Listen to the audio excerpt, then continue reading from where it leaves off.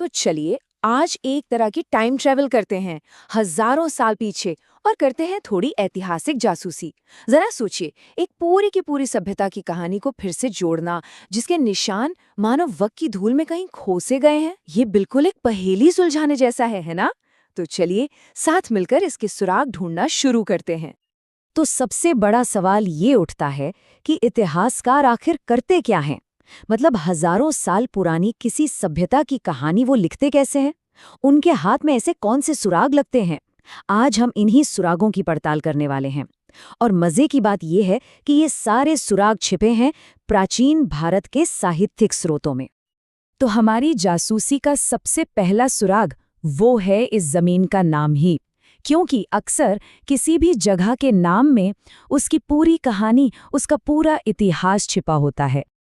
तो देखिए, हमारे सामने दो नाम हैं और दोनों की कहानी एकदम अलग है। एक तरफ है भारत। ये नाम आया एक प्राचीन कबीले भरत से, जिनका जिक्र हमें ऋग्वेद में मिलता है। और दूसरी तरफ है इंडिया। इसकी जड़ें जुड़ी हैं सिंधु नदी से। ईरानियों ने सिंधु को हिंदू कहा, जिससे बना हिंदुस्तान, और यूनानियों ने इसे कहा इंडोस, जिससे आगे चलकर बना इंडिया। सोचिए, जमीन एक, लेकिन नामों के पीछे के रास्ते कितने अलग अलग हैं। तो नाम वाली गुत्थी तो थोड़ी सुलझ गई। अब जरा उन सबूतों पर नजर डालते हैं जिनका इस्तेमाल इतिहासकार करते हैं। मतलब वो कौन से टूल्स हैं उनके पास। और इसमें उनकी सबसे बड़ी ताकत है साहित्यिक स्रोत। अच्छा, तो इन साहित्यिक सुरागों को हम मोटे तौर पर दो बड़े बक्सों में रख सकते हैं। पहला बक्सा है धार्मिक ग्रंथों का। ये हमें उस जमाने की आस्था, उनके समाज के बारे में बताते हैं। और दूसरा बक्सा है धर्मनिरपेक्ष यानी सेक्युलर साहित्य का, जो हमें उस वक्त के शासन, विज्ञान और रोजमर्रा की जिंदगी की झलक देता है। तो चलिए पहला बक्सा खोलते हैं और शुरुआत करते हैं ब्राह्मण परंपरा के सबसे बुनियादी, सबसे अहम ग्रंथों से, यानी कि वेद और पुराणों से। ये देखिए, ये हमारे सोर्स मटेरियल का ही एक हिस्सा है और ये बताता है कि वैदिक ग्रंथ कितने जरूरी हैं। ये समझना जरूरी है कि ये सिर्फ कोई पुरानी कहानियां नहीं है।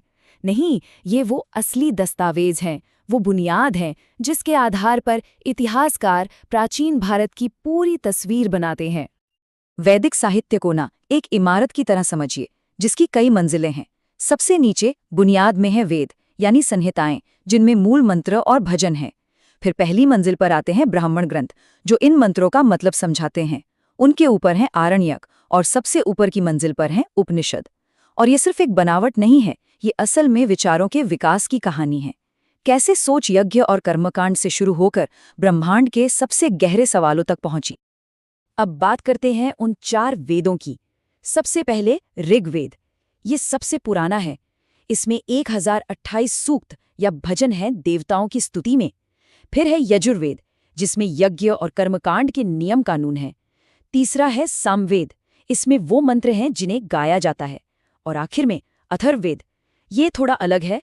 इसमें जादू टोने, टोटकों और उस जमाने की लोक परंपराओं का जिक्र है।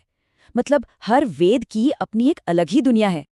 और यहीं पर एक बहुत दिलचस्प बात सामने आती है। ऋग्वेद के 10वें मंडल के पुरुष सूक्त में पहली बार 4 वर्णों की उत्पत्ति का जिक्र मिलता है। ये जो लाइनें हैं, ये दिखाती हैं कि कैसे एक धार्मिक ग्रंथ उस समय के समाज का ढांचा तैयार कर रहा था।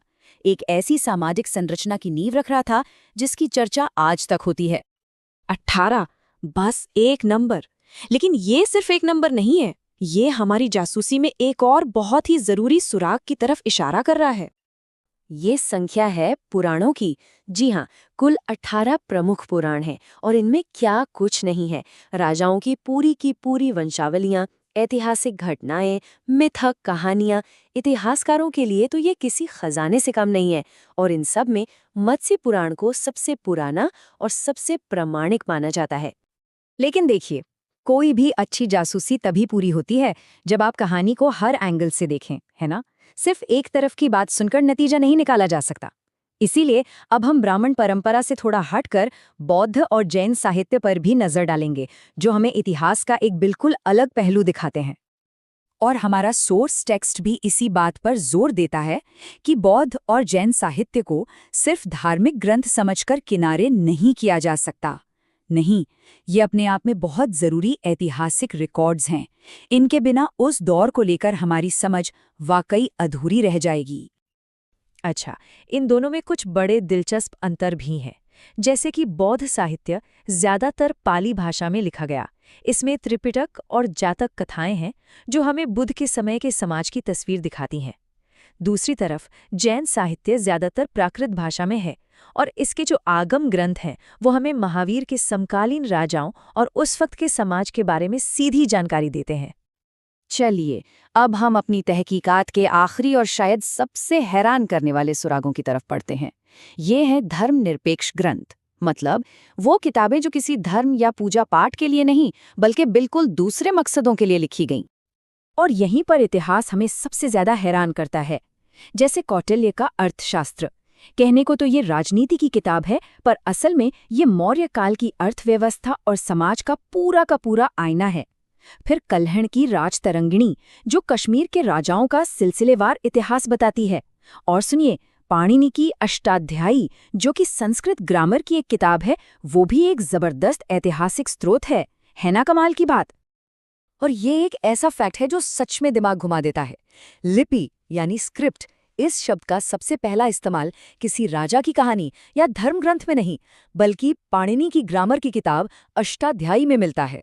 इससे एक बात तो साफ हो जाती है कि इतिहास के सुराग वाकई कहीं भी किसी भी कोने में छिपे हो सकते हैं।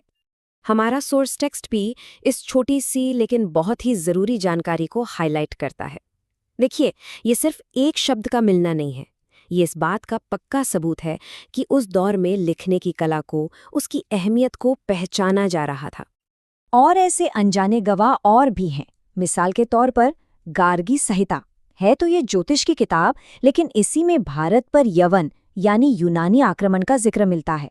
या फिर पतंजलि का महाभाष्य है तो ये ग्रामर पर एक कमेंट्री, लेकिन इससे हमें शुंग वंश के बारे में कितनी ही जानकारी मिल जाती है। तो संक्षेप में कहें तो ये है एक इतिहासकार का पूरा टूलकिट। एक तरफ वेदों और उपनिषदों जैसे बुनियादी धार्मिक ग्रंथ, दूसरी तरफ पुराणों और महाकाव्यों जैसी लंबी गाथाएं, फिर बौद्ध और जैन साहित्य से मिलने वाला एक अलग नजरिया, और आखिर में राजनीति, व्याकरण और ज्योतिष जैसे धर्मनिरपेक्ष ग्रंथ। इन सभी अलग अलग धागों को, इन सभी सुरागों को जब एक साथ बुना जाता है, तब जाकर अतीत की एक तस्वीर बनती है। और अब आखिर में एक सवाल आपके सोचने के लिए।